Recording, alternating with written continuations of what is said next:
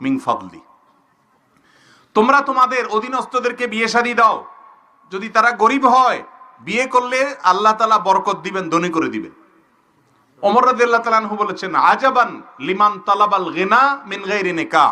ওই ব্যক্তিরে দেখে আমার খুব আশ্চর্য হয় যে ধনী হইতে চায় অথচ বিয়ে করে না। তার মানে বিয়ে করলে কি হবে? আর আমাদের দেশে এখন অভিভাবকরা সবাই ছেলে মেয়েকে বিয়ে দেয় না, কয় আগে নিজের পায়ে দাঁড়া।